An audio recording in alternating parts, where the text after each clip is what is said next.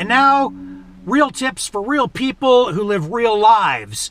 People who don't have Lamborghinis, people who need to make their vehicles last a little bit longer. Like, that's the majority of people out there, and that's the situation with my dad right now. I'm sitting in his '06 Chevy Uplander van, and this is my current project because I'm trying to extend the life of this thing for him. I'm trying to get this thing through another winter for him, and it has some rust issues. So what I'm going to do is, and what I have been doing, is I'm cleaning everything off from underneath the vehicle with a power washer, stripping all of the tar and the dirt and the crap, getting all of that off. I've even sandblasted some areas underneath on the floors. So there is more rust in here than you would have expected.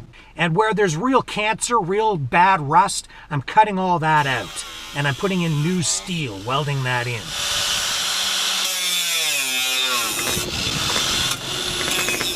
Once all of that is done, I seal up the seams where I've welded to make sure that everything is sealed and smooth with body fill.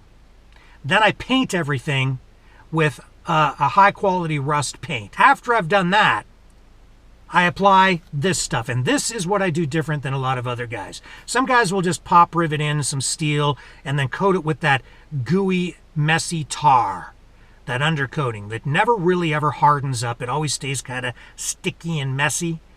I don't like that stuff too much, and I rarely ever use it because it never fully hardens. But I do use this, and this is Rocker Guard. It's paintable. It's also called Stone Shield or paintable undercoating, and that's the key. This stuff hardens up, and then you can paint it afterward. It goes on smooth and gooey like the tar, and it is a rubberized product. But then in the end, this stuff hardens, and you can paint it. It's almost like a truck bed liner once it's applied and it cures. Unlike the soft, gooey tar stuff, which over time dries out cracks and then can actually allow moisture and salt to get in behind it and cause more rust and more damage, this stuff goes hard, stays hard, and then you can paint it. Today, I use it underneath, and then I paint over it, and it has really done great things for me over the years. I've used it in a lot of cars, and I've used this method, and I highly recommend it. So if you're going to extend the life of your vehicle for your winter beater or just to protect your daily driver, this stuff is great under your car on the floors and in your wheel wells because it doesn't come off, it doesn't crack, it's durable, and you can paint it afterward, which I do. I apply a final layer of paint, and I think when I'm done, my dad might not just get through the winter with this van.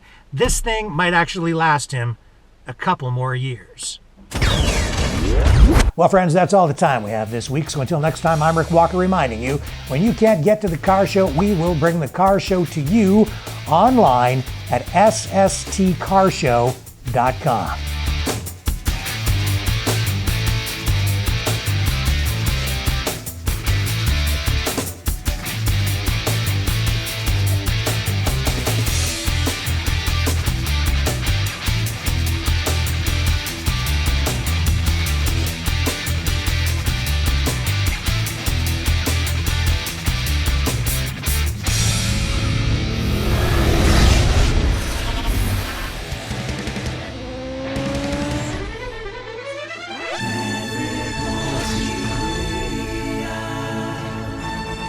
Maverick Multimedia Production.